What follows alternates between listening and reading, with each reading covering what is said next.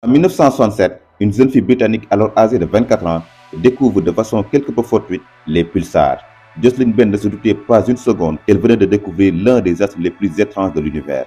Au début, Jocelyn interprétait ces signaux comme étant d'origine extraterrestre à cause de l'aspect très régulier du signal, mais cette hypothèse a très vite été écartée. Pour bien comprendre les pulsars, il est essentiel de comprendre les étoiles à neutrons, donc restez bien jusqu'à la fin pour ne rien rater.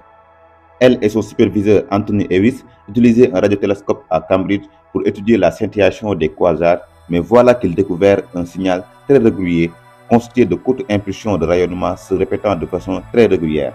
Après maintes spéculations par-ci par-là, il fut admis que le seul objet naturel qui pourrait être responsable de ce signal était une étoile à neutrons. Les étoiles à neutrons sont très bizarres. En vrai, elles ne sont même pas des étoiles. Comme le nom l'indique, elles sont essentiellement composées de neutrons. Et pour ceux qui sont un peu branchés en physique, vous savez que les neutrons sont des particules qui composent le noyau d'un atome avec des protons. Les neutrons et les protons forment donc ensemble le noyau d'un atome et les électrons tournent autour de ce noyau. Maintenant, si une étoile est principalement composée de neutrons, ça veut dire qu'elle n'est pas composée d'atomes. Alors qu'on sait tous que tout corps dans l'univers est formé d'atomes. Vos mains, l'appareil que vous tenez entre les mains, le soleil, absolument tout dans l'univers est composé d'atomes. Mais alors pourquoi les étoiles à neutrons ne sont pas composées d'atomes? Pour comprendre la particularité des étoiles à neutrons, il faut revenir un peu sur la mort d'une étoile. En fonction de leur masse, les étoiles n'ont pas toutes le même destin. Notre soleil par exemple va finir ses jours en se transformant en naine blanche. Certaines étoiles plus volumineuses et plus massives que le soleil deviennent d'abord des supergéantes bleues avant de mourir de façon dramatique en supernova.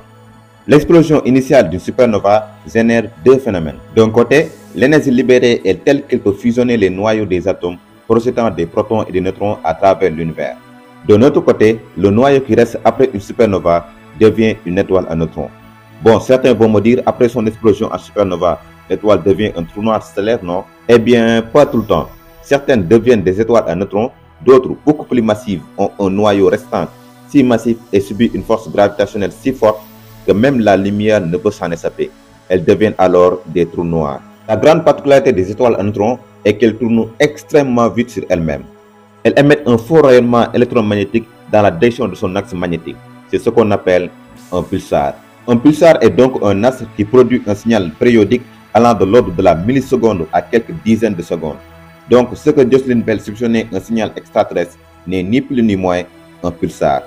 Alors notez au passage que le prix Nobel de physique qui devrait être attribué incontestablement à Jocelyn Bell fut attribué à son superviseur Ewis et à son collaborateur Martin Ryle.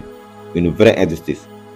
La particularité des pulsars est qu'ils émettent des jets de matière au niveau de leur pôle. Donc à chaque fois que le jet de matière est orienté vers la Terre, le signal devient plus fort et forme une pulsation, d'où son nom d'ailleurs. Les pulsars sont les astres qui tournent le plus vite dans l'univers. Dans les années 80, on a découvert les pulsars millisecondes qui tournent extrêmement vite. Depuis 1982, le pulsar PSR B1937+21 possédait la fréquence de rotation la plus élevée. Elle s'élevait à 642 rotations par seconde. C'est tout simplement inimaginable. Mais tout ça, ce n'est rien comparé au recordman qui a la fréquence de rotation qui s'élève à 716 tours par seconde. Extraordinaire. Depuis 1967, on a découvert plusieurs milliers de pulsars et le premier d'entre eux porte le nom de PSR B1919+21, des astres aussi bizarres que leur nom. La découverte de ces pulsars a permis le développement important de nombreuses disciplines de l'astrophysique, comme la structure de la Voie lactée, les tests de la relativité générale et les supernovas, etc.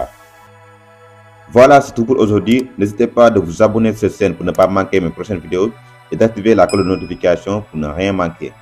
Prenez soin de vous, prenez soin de vos proches. On se dit à la prochaine.